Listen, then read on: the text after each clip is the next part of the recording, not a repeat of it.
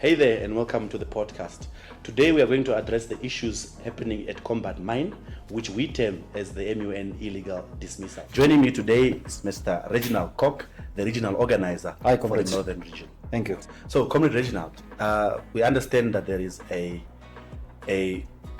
retrenchment happening at Kombat Mine. Do you want to just give us a short overview of what is happening over there? An extremely serious issue that we have at Kombat. 533 employees to be retrenched, or has been retrenched on the 31st of January.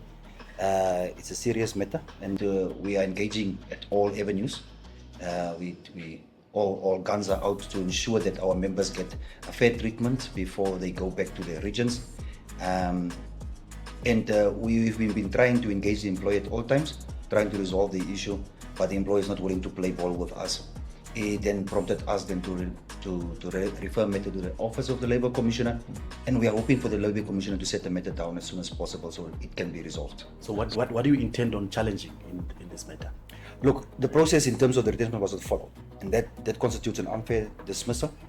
So we are raising unfair dismissal. We're also raising that they haven't followed the process and they refuse to bargain in a collective process.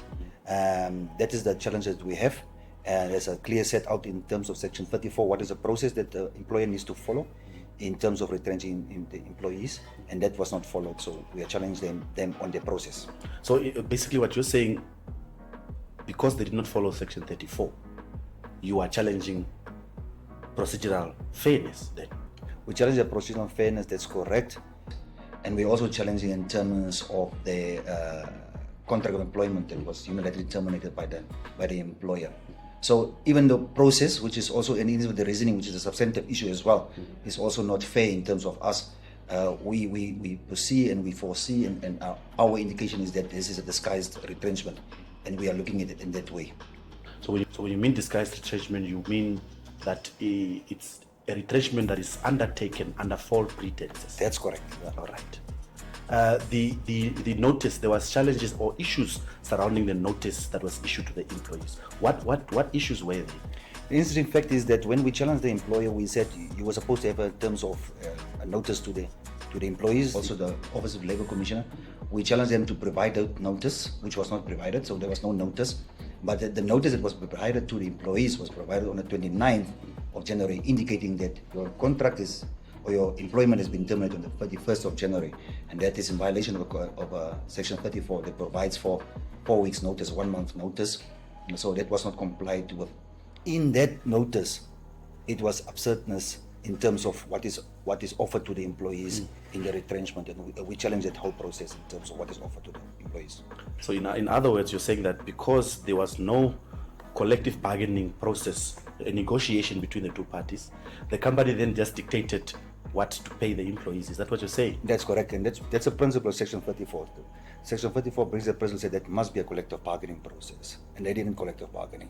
So they just called the employees and said, this is what you're getting, and do not come back to our premises. Right. So what's the way forward? What is the region's position on dealing with this issue? Look, as I explained, we are challenging and we are knocking at every door trying to get. We're looking at social partners to see whether they can come in, different ministries where they can come in to assist us, and we're hoping to get the Office of the Labour Commission to set this matter down within 7 days or 5 days time, so that we can resolve this issue. All right. Thank you so much, and please keep us updated on any new developments. Certainly, thank you. All right. Thank you. We appreciate Comrade Kock of the Northern Region. He's our organizer on that end. And what we are learning from this is a clear non-compliance, a violation by the company.